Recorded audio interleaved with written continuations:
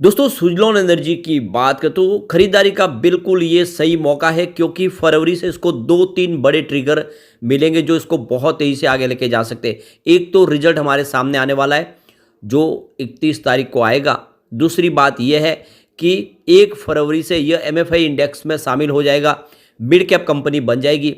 और इसके अलावा 1 फरवरी को हमारा इंटरिम बजट भी आएगा जिसमें कुछ बड़े ऐलान हो सकते हैं। तो ये बहुत सारे ट्रिगर एक साथ मिलने वाले।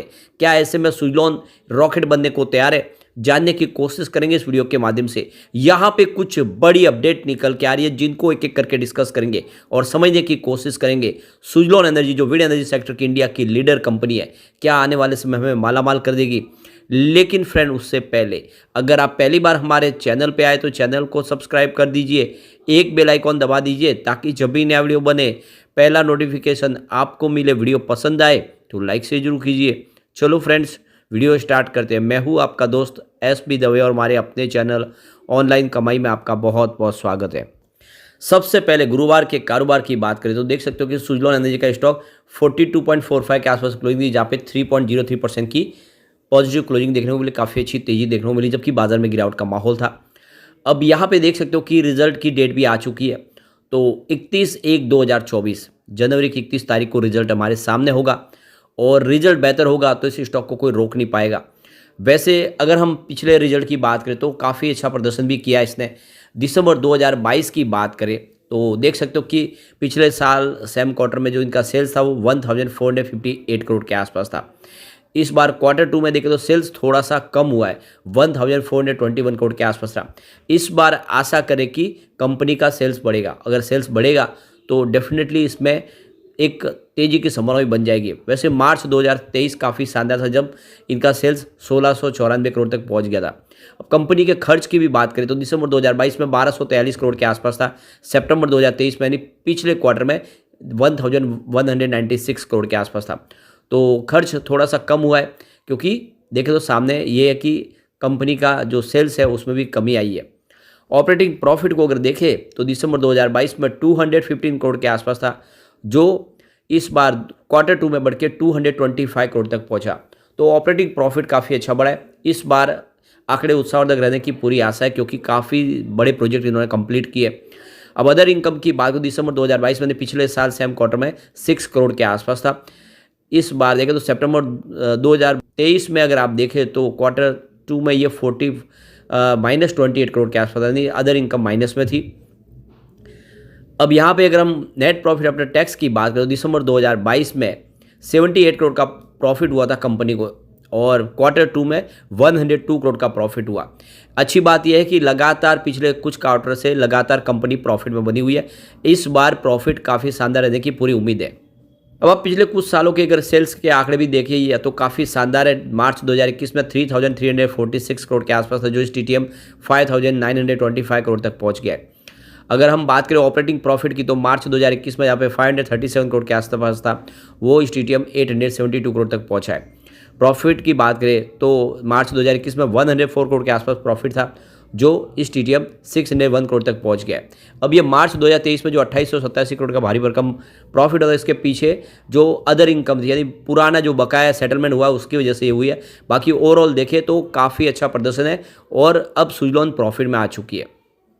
अब यहाँ पे जो बड़ी अपडेट निकल के आ रही है, ये जो लेटेस्ट 38वीं एडिशन जो जारी की गई है टेरी एनर्जी एंड इन्वायरमेंटल डाटा की, जिसमें कहा गया है कि रिन्यूएबल एनर्जी की कैपेसिटी इस बार काफ़ी तेज़ी से बढ़ी है। तो ये जो रिपोर्ट कह रही है कि रिन्यूएबल एनर्जी की जो कैपेसिटी जिनमें विंड, सोलर और दूसरे और जो सोर्सेज है आरी के, उनमें 30.1% की वृद्धि देखने को मिली है 2023 के मुकाबले। जो देखें तो 2022 में 27.5% के आसपास तो काफ़ी अच्छा वृद्धि हुई यानी 2022 के मुकाबले 2023 में आप देखें तो कैपेसिटी बढ़ी है। दूसरी तरफ देखें तो कोल बेस्ड पावर प्लांट की जो कैपेसिटी है वो डिक्रीज हुई है 51.1% जी तो गिर के 49.3% के आसपास है। तो कोल बेस्ड पावर प्लांट की कैपेसिटी लगातार कम हो रही है लेकिन यहाँ पे ग्रीन एनर्जी की कैपेसिटी में काफ़ी अच्छी वृद्धि हो रही है। अब इसके पीछे वजह है सरकार की तरफ से जो अपनी एक गोल सेट किया है कि 50% ग्रीन एनर्जी के माध्यम से ऊर्जा का इस्तेमाल करना है 2030 तक। इस वजह से सरकार इसमें कोशिश करी और इसका अब असर देखने को मिल रहा है। यहाँ पे जो सबसे बड़ी बात है कि जो इक्विपमेंट की प्राइस है वो कम हुई है, आप देखें तो कॉस्ट कम हुई है। इसके अलावा फॉरेन और डोमेस्टिक फर्म की तरफ से जो सोलर टैरिफ है उसको भी कम किया गया है, जिसकी वजह से ज़्यादा से ज़्यादा लोग अब ग्रीन एनर्जी को आजमा रहे हैं, इस्तेमाल कर रहे हैं। तो यहाँ पे देखें जो सोलर टैरिफ देखें तो उसमें 26% की गिरावट देखने को मिल रही है। अक्टूबर 2022 से मार्च 2023 के बीच में देखें तो जो 2.51 के आसपास आया है, तो 2.91 के आसपास था। फिलहाल ग्रीन एनर्जी सेक्टर में जो टॉप स्टेट देखें तो उसमें आपको गुजरात, तमिलनाडु, राजस्थान, कर्नाटका, महाराष्ट्र और ये दिखाई देंगे। और इसमें देखो गुजरात सबसे आगे है, जिसकी जो इस समय देखो जो कैपेसिटी है वो 2.2 गीगावाट के आसपास है। इंडिया की रैंक अभी चौथी है इस समय ग्रीन एनर्जी के सेक्टर में, और इसके अगर आप देखें तो चाइना, यूएस और ब्राज़ील इससे इंडिया से ऊपर है। अब यहाँ पे जो दूसरी बड़ी अपडेट निकल के आ रही है कि आने वाले समय जिस तरह से इंडिया अपना गोल सेट कर चुके हैं उसको पूरा करने के लिए ग्रीन एनर्जी सेक्टर की रिन्यूएबल कैपेसिटी पानी है तो करीब 4.75 ट्रिलियन रुपीज़ की ज़रूरत पड़ेगी 2027 तक के लिए। अभी फिलहाल देखें तो अक्टूबर 2023 तक के लिए जो इंडिया की रिन्यूएबल कैपेसिटी है वो 178.98 गीगावाट के आसपास, जिसमें 46.8 गीगावाट लार्ज हाइड्रो प्रोजेक्ट भी है। तो अभी देखें तो इसमें 42% का योगदान है टोटल पावर जनरेशन कैपेसिटी में। जो प्रोजेक्ट यहाँ पे अंदाज़ा लगाया गया है कि आने वाले 2026-27 के तक देखो तो करीब जो पावर जनरेशन कैपेसिटी 650.26 गीगावाट तक पहुँचेगी, जिसमें मिक्स योगदान होगा 35.13 गीगावाट थर्मल पावर प्लांट की होगी कैपेसिटी और 206.14 गीगावाट सोलर और विंड एनर्जी की होगी। तो फिलहाल काफ़ी बड़े निवेश की जरूरत है और सरकार की तरफ से कोशिश भी की जा रही है, जो प्राइवेट प्लेयर है उनको भी जोड़ा जा रहा है कि उनके ऐसा माहौल बनाया जाए, उनके लिए ऐसे सब्सिडी दी जाए, कुछ और स्कीम दी जाए, तो उससे आने वाले समय में जो इंडिया के मार्केट से भी हो, जो बड़े जो कॉरपोरेट हाउस है वो हो, या फिर विश्व के जो बड़े इन्वेस्टर है वो भी आके इंडिया में निवेश करें, क्योंकि इंडिया आने वाले समय में ग्रीन एनर्जी सेक्टर में आत्मनिर्भर बनना चाहते हैं। इंडिया ने जो अपना बड़ा गोल सेट किया है ग्रीन हाइड्रोजन मिशन का, ग्रीन हाइड्रोजन बनाना है, और इस ग्रीन हाइड्रोजन के माध्यम से पूरे विश्व के अंदर हब बनना चाहता है इंडिया ग्रीन हाइड्रोजन का, और बहुत सारे देशों के साथ में इसने बिजनेस टाइप ऑलरेडी कर लिए।